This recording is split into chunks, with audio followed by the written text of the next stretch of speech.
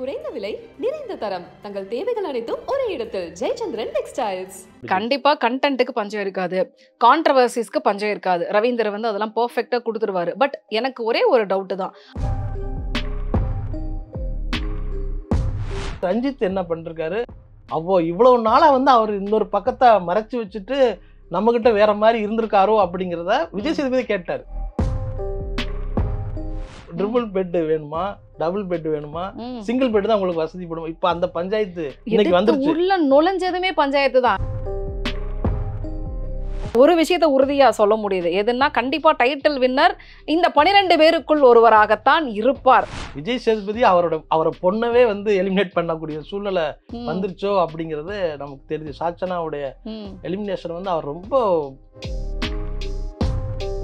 சில கம்பெனிலாம் வேலை பார்த்துட்டா வாழ்க்கையில எங்க போனாலும் பொழைச்சிக்கலாம் அப்படின்னு சொல்லுவாங்க. அந்த மாதிரி நீ எங்க வேணாலும் வண்டி ஓட்டலாம்னு சொல்லுவாங்க. அந்த மாதிரி சில மீடியா கம்பெனிகள்ல ஒரு ஒர்க் பண்ண அனுபவம் அவருக்கு ஒரு பெரிய பாடமா இருக்கும்.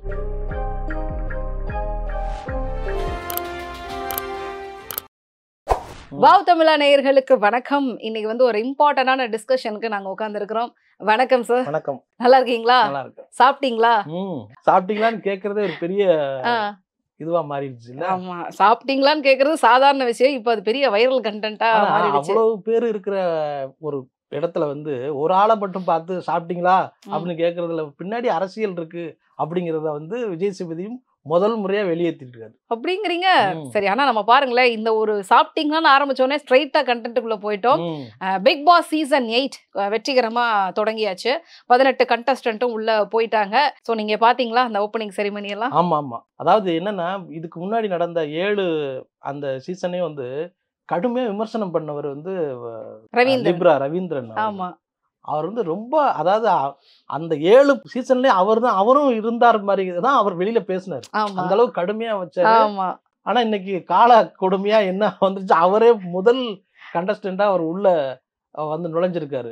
பிளானிங் தான் சார். நீங்க நினைச்சு பாருங்களேன், யார் யார் கடுமையா விமர்சனம் பண்ணியிருக்கிறாங்களோ, குறை சொல்லியிருக்காங்களோ, அவங்க எல்லாரையும் கூப்பிட்டு வச்சு மரியாதை செய்யறது தான் நம்ம மீடியாவுடைய யூஸ்வலான வழக்கம். ஸோ அதைத்தான் அவங்க பண்ணியிருக்கிறதா நான் பாக்குறேன். இல்ல, உண்மை அதுதான். அதாவது அங்க வந்து நின்ன பிறகுதான் அவருக்கு உள்ள அங்க உள்ள சிக்கல்கள்லாம் அவருக்கு ரவீந்திரனுக்கு தெரியுது. அதை வந்து அவருடைய பேச்சுல இருந்து நம்ம தெரிஞ்சுக்க முடியும். கண்டிப்பா கண்டென்ட்டுக்கு பஞ்சம் இருக்காது, கான்ட்ரவர்சிஸ்க்கு பஞ்சம் இருக்காது. ரவீந்தர் வந்து அதெல்லாம் பெர்ஃபெக்ட்டா கொடுத்துருவாரு. பட் எனக்கு ஒரே ஒரு டவுட் தான். டாஸ்க் விஷயத்துல வந்து அவர் எந்த அளவுக்கு ஆக்டிவா இருப்பாரு அப்படிங்கறதுல ஒரு பெரிய டவுட் இருக்கு. அதையும் சொல்லிட்டாரு, என்னால ஓடவும் முடியாது, ஒளியவும் முடியாது. ஆமா, பட் ஆனா இங்க உட்காந்து கண்டென்ட் கொடுத்தா மட்டும் 100 நாள் இருக்க முடியாது. அது வந்து விஷயமே கிடையாது. உட்காந்து ஒருத்தர் நல்லா பேசுறாருங்கிறதுக்காக உட்கார வச்சு டைட்டில் எல்லாம் கொடுத்துட மாட்டாங்க. ஒவ்வொரு விஷயத்தையும் டாஸ்கை வந்து கம்ப்ளீட் பண்ணி ஜெயிச்சு அதுக்கான பொருள்லாம் வாங்கணும். லக்ஸுரி பட்ஜெட்லாம் இனிமேல் ஸ்டார்ட் ஆயிரும் 1 or 2 டேஸ்ல. அப்புறம் எல்லாத்தையும் வாங்கினாதான் ஒவ்வொன்றும் பண்ண முடியும். குரூப்ல இருக்க ஆட்கள் மட்டுமே பண்ணிட்டு இவர் ஓரமா உட்கார்ந்து இருந்தா எப்படி அக்செப்ட் பண்ணிப்பாங்க? அப்ப சண்டை வருமா வராதா? ரவீந்திரன் வந்து ஒரு வெளிப்படையா அவர் எப்படி வெளியில தெரிஞ்சார் அப்படின்னா, வெளிப்படையான பல விஷயங்களை, சினிமாவை பற்றின திரைமறைவு விஷயங்களை வந்து வெளிப்படையா மேடைகள்ல பேச ஆரம்பிச்சது பிறகுதான் ரவீந்திரன் யாருன்னு தெரியும். ஏன்னா அவர் சொன்னாரு, நான் வந்து 5 கோடி ரூபாய் கொண்டுட்டு சினிமாவுக்கு வந்தேன், என்கிட்ட ஒரு 10 பைசா கூட இல்ல, ஆனா இந்த படத்தை நான் ஒரு நம்பிக்கையா நான் எடுக்கிறேன்னு ஒரு படத்தை பத்தி அவர் மேடையிலே சொன்னாரு. ரொம்ப ஆச்சரியமா இருக்கு. என்னன்னா, பாக்குறவங்க எல்லாம் பணம் பறிக்கிறவர்களாக தெரிஞ்சாங்க அப்படிங்கிறத சொல்லிட்டாரு. மறைமுகமா இந்த படத்தை வந்து வாங்குங்க அப்படிங்கிறதுக்கு அதுல உள்ள உண்மையான தன்மை வந்து யாரும் என்கிட்ட சொன்னதே கிடையாது. எப்படியாவது இந்த படத்தை வாங்க வைக்கணும், எப்படியாவது அப்படித்தான் வந்து எல்லாரும் வந்து அவர்கிட்ட வந்து அப்ரோச் பண்ணிருக்காங்க. அதனால வியாபாரம் பண்றாங்க. ஆமா, அவருடைய அந்த வெளிப்படையான பேச்சு தான் அவரை வந்து ஃபேமா காட்டி இருக்கு. அப்படின்னா இங்க வந்து அதை இன்னும் அவர் வந்து எதிர்த்து அதிகமா பேசுவார்னு நினைக்கிறேன். அதே மாதிரி இந்த தடவை கண்டஸ்டன்ட் நிறைய பேர் மேல வந்து பர்சனலா அலிகேஷன்ஸ் அப்படிங்கிறது ஜாஸ்தி இருக்கிறத பார்க்க முடியுது. அதுல முதல் ஆளாவே வந்து ரவீந்தர் அவர்கள் மேல நிறைய செக் மோசடி வாழ்க்கை இருக்குன்னு நினைக்கிறேன், பேமெண்ட் ரிலேட்டடா. அதே மாதிரி வேற கண்டஸ்டன்ட் மேலேயும் இருக்குன்னு நினைக்கிறேன். உங்களுக்கு யாராவது தெரியுமா வேற யார் மேல இருக்கு அப்படின்னு? கேஸ் இருக்கா இல்லையான்னு தெரியாது. ஆனா பெரிய விமர்சனத்துக்குள்ளாக்கப்பட்ட, சமூகத்துல அதிகமான விமர்சனத்துக்குள்ளாக்கப்பட்ட ரஞ்சித் தான் இருக்காரு. எனக்கு அவர் வந்து ரொம்ப என்னன்னா, இவ்வளவு ரஞ்சித்தை வந்து ஏன் வந்து அவர் ஜெயிச்சார் அப்படின்னா, அவர்கிட்ட இருந்த ஒரு நம்ம ஆளு அப்படிங்கிற அந்த தன்மை இருந்தது. அது வந்து பீஸ்மர் படத்து வரைக்கும் அப்படிதான் இருந்தது. ரஞ்சித் நேர்மையா பழகக்கூடியவர். அதை வந்து வெளிப்படையா விஜய் சேதுபதி வந்து பேசிட்டாரு. ரொம்ப பீஷ்மர் ஆச்சரியமா வரைக்கும் எனக்கு பிடிச்சது. ஆனா கவுண்டம்பாளையம் வந்து ஏன் எடுத்தீங்க அப்படின்னு ஒரு கேள்வி கேட்டார்ல, ஓப்பனா கேட்டுட்டாரு. இல்ல அதான் அவன் என்னன்னா அவங்க ரஞ்சித் சொல்றாரு இந்த மாதிரி நான் வந்து விஜய் சேதுபதி சொன்ன அந்த விஷயத்த வந்து உடனே அவர் மறுக்க கிடையாது, ம். ஒத்துக்கிட்டாரு. எனக்கு வந்து சினிமா வந்து ரொம்ப கத்து கொடுத்துருச்சு, இந்த விஷயம் வந்து பாடம் எனக்கு கத்து பாடம் கொடுத்துருச்சு. கத்து கொடுத்துச்சு அப்படின்னா விஜய் சேதுபதி ஆச்சரியப்பட்ட ஜெர்க்கானாரு. ம். அப்படியா பாத்தீங்க கலை வந்து எந்த மாதிரி விஷயமா இருக்கு, மாத்துறது. எப்படியெல்லாம் பாடம் கத்து கொடுக்குது பாருங்க அப்படின்னு.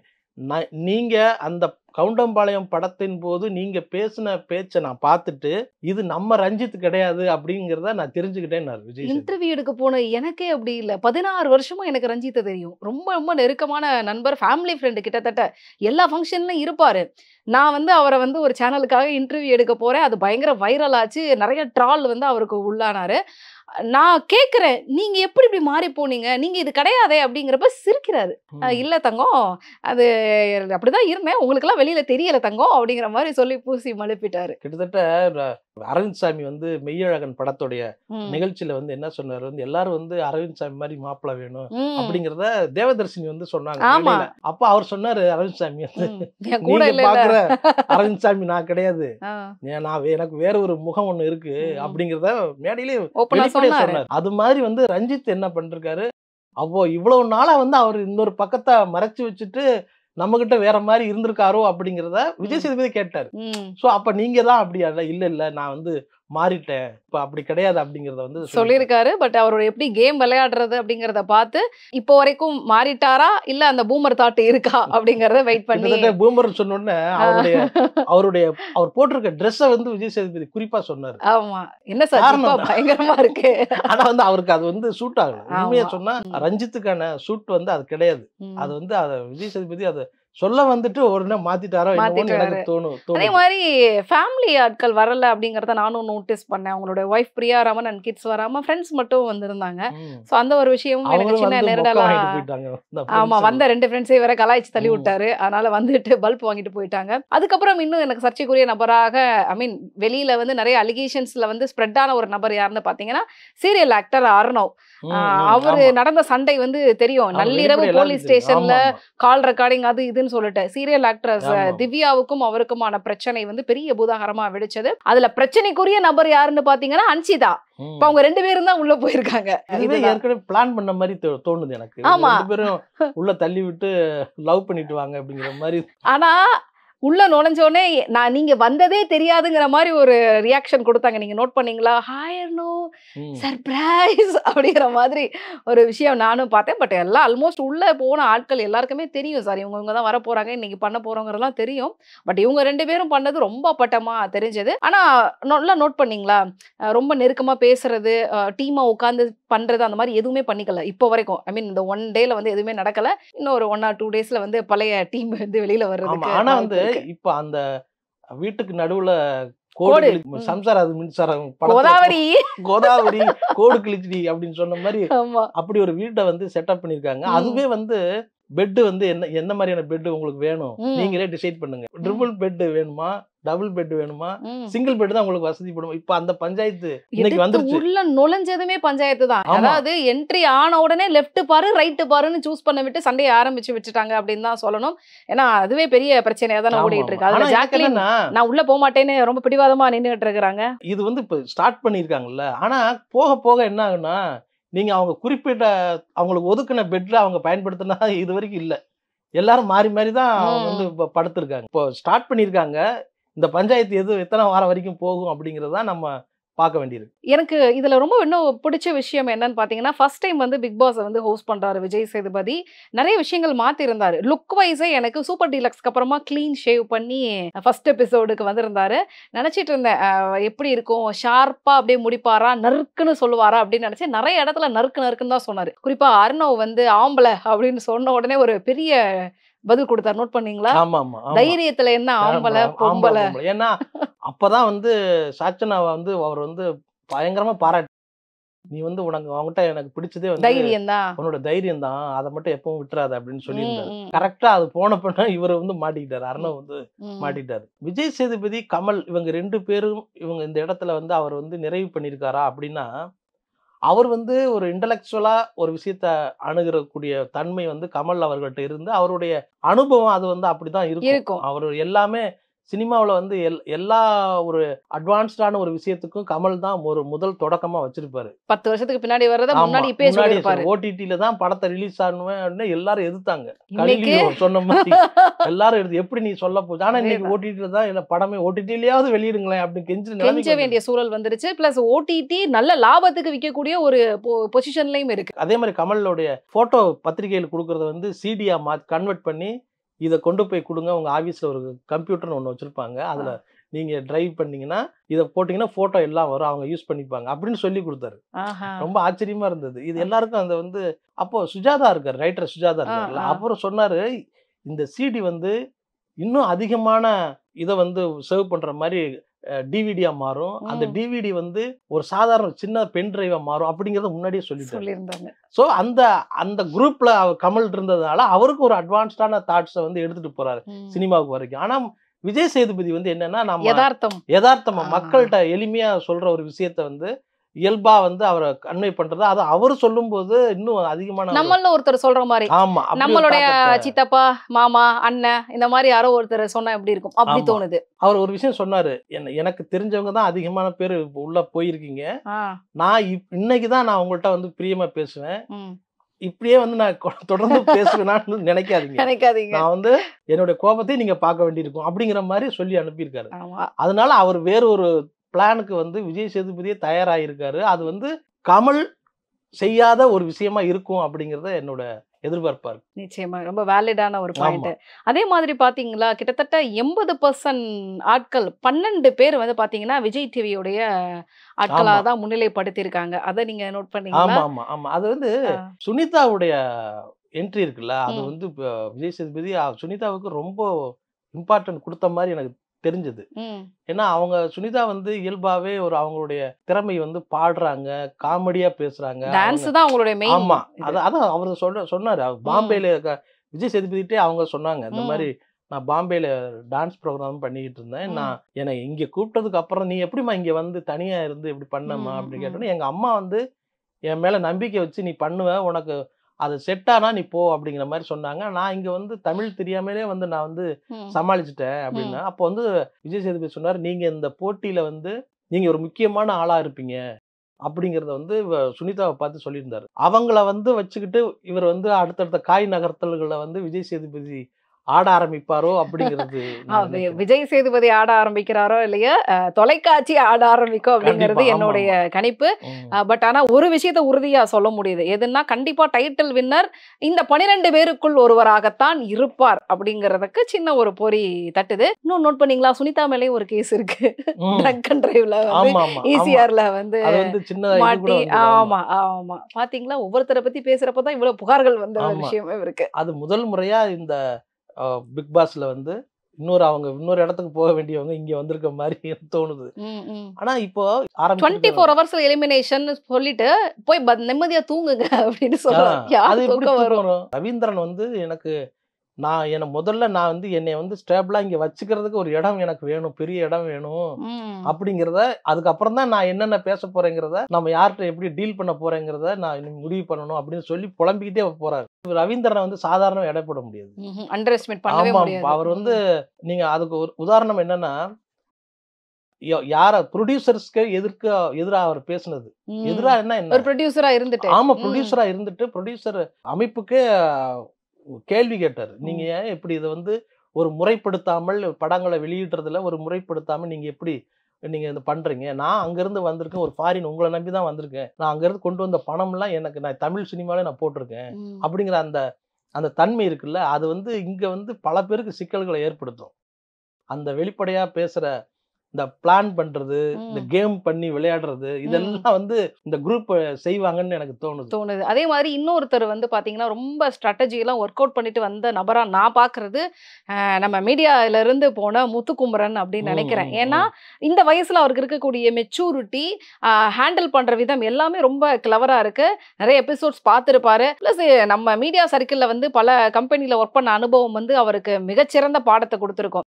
நீங்க சில கம்பெனில எல்லாம் வேலை பார்த்துட்டா வாழ்க்கையில எங்க போனாலும் பொழைச்சுக்கலாம் அப்படின்னு சொல்லுவாங்க. அந்த மாதிரி டிராபிக்ல நீ எங்க வேணாலும் வண்டி ஓட்டலாம்னு சொல்லுவாங்க. அது மாதிரி. அந்த மாதிரி சில மீடியா கம்பெனிகள்ல ஒரு ஒர்க் பண்ண அனுபவம் அவருக்கு ஒரு பெரிய பாடமா இருக்கும். அவருடைய ஹேண்டில் பண்ற விதமும் பாத்தீங்கன்னா ரொம்ப மெச்சூர்டா இருக்கு. அதனால செம்ம கேம் வந்து ஒர்க் அவுட் பண்ணுவாருன்னு நான் அவங்க அம்மா நினைக்கிறேன். வந்து அவரை வந்து ரொம்ப தயார்படுத்திருக்காங்க விஷயத்த வந்து அவர் சொல்றாரு. தேக்கா அவங்க 7ஆம் கிளாஸ் தான் படிச்சிருக்காங்க. ஆனா பையனை வந்து ஒரு அவ்வளவு படிக்க வைக்கிறாங்க, வச்சிருக்காங்க. அவ்வளவு படிக்க வச்சிருக்காங்க, அவ்வளவு புத்தகங்களை வந்து அறிமுகம் பண்ணியிருக்காங்க. ஆக்சுவலா வந்து கமல் இந்த நிகழ்ச்சியில இருந்தாருன்னா முத்துக்குமரனுக்கு வந்து ஒரு பெரிய ஒரு இதுவா இருந்திருக்கும். அவங்க ம். இப்போ சரியான போட்டியா இருந்திருப்பாரோ அப்படிங்கிறது தோணுது. ம். அவங்க அம்மா வந்து இந்த மாதிரி பசங்களை வந்து மோட்டிவேட் பண்றதுல வந்து படிப்போ அதுவோ கிடையாது. அவங்களுக்குள்ள உள்ள ஒரு விஷயம் ஒண்ணு தோணும்ல, நம்ம ம். பையனை இப்படி கைட் பண்ணணும். ம். அவங்களோட அனுபவம் இருக்குல்ல, அந்த ம். அனுபவம் வந்து வேற மாதிரியான ஒரு படிப்பினை வந்து கொடுத்துருக்கும். கொடுக்கும். அது வந்து நம்ம படிச்சு இப்ப வந்து டீச்சர் அப்படிங்கிறதுனா பிஏ பிஎட் அந்த மாதிரி கிடையாது. ம். ம். டீச்சர் என்கிறது படிப்பு இல்ல, அது வந்து ஒரு குணம். அது அவங்க தான் நல்லாசிரியரா மாறுறவங்க. புரியுது. ஸோ அந்த முத்துக்குமரனோட அம்மா வந்து அவரை வந்து உருவாக்கின அந்த விதம் வந்து உண்மையில இங்க பெரிய ஒரு சக போட்டியாளர்களுக்கு பயங்கர ஒரு டஃப் கொடுப்பாருன்னு நான் நினைக்கிறேன். இருக்கும்னு நினைக்கிறேன். இன்னொரு விஷயம், சீசன் 8 ஹோஸ்ட் வந்து மாறிட்டாரு. எப்படி வந்து ஆடியன்ஸ் இருப்பாங்க அப்படிங்கிறதுக்கான ஒரு பெரிய கேள்வி இருந்தது. நைட்டு வந்து டைம் என்னன்னு பார்க்கறதுக்கு தூக்கம் கலைஞ்சு ஃபோன் எடுத்து பார்க்குறேன், ஒரு 3:30. சரி லைவ்ல போய் பார்க்கலாம், எத்தனை பேர் பார்த்துட்டு இருக்காங்கன்னு பார்த்தா 3:30 மணி, அதிகாலை 3:30 மணிக்கு 35,000 பேர் பார்த்துக்கிட்டு இருக்காங்க. என்னன்னா கண்டஸ்டன்ட் அத்தனை பேரும் தூங்கிட்டு இருக்காங்க, அதாவது 35,000 முழிச்சு பேர் பார்த்துட்டு இருக்காங்க. பார்த்துக்கிட்டு இருக்கிறாங்க.